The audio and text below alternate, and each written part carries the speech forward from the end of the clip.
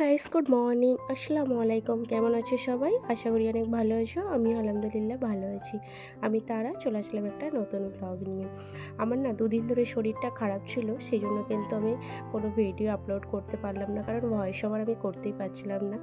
আর একটু ঠান্ডা গরমের জন্য না প্রচণ্ড কাশি আর সর্দি হয়ে গেছিলো। তো এখনও প্রবলেমটা আছে, তবে একটু সলভ হয়েছে।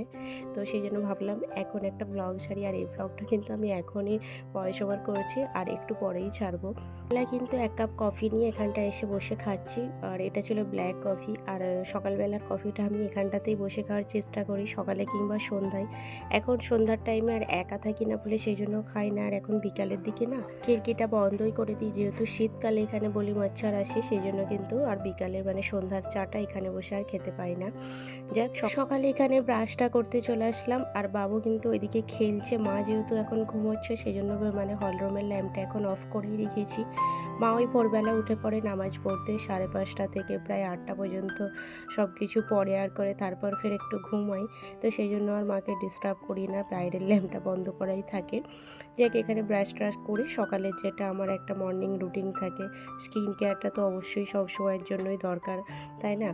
তো নাস্তায় আমি তেমন কিছুই বানাচ্ছি না, তেমন কিছু বলতে রুটি টুটি কিছুই বানাচ্ছি না। ডিম টোস্ট করে নেবো ভাবছি, কারণ রুটি ও অফিসে নিয়ে যাবে না বললো। তো সেই জন্য কিন্তু এখানে ডিম টোস্ট করে নিচ্ছি। আর আমার না ডিম টোস্ট খেতেই ভালো লাগে, তবে রাজা ডিম টোস্ট খাবে না, ওকে ডিম ফ্রাই করে আর আলাদাভাবে ব্রেডটা দিতে হবে, তবে খাবে।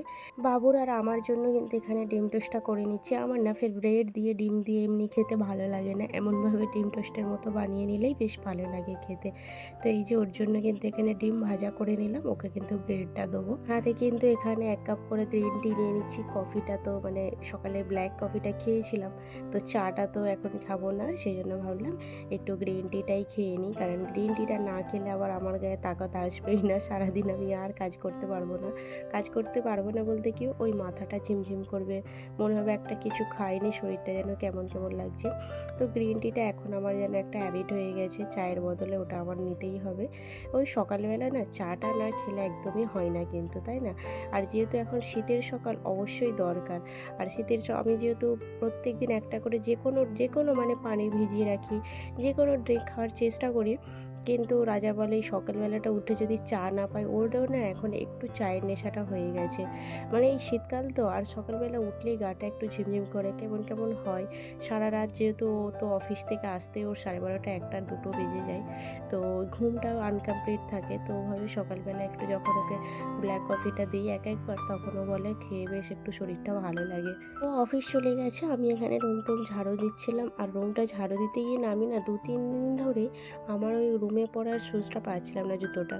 তো বাবুকে বললাম একবার দেখো তো, ও তো মোবাইলে লাইট জ্বালিয়ে ও দেখতে পেয়ে গেছিলো বলে তো কি খুশি।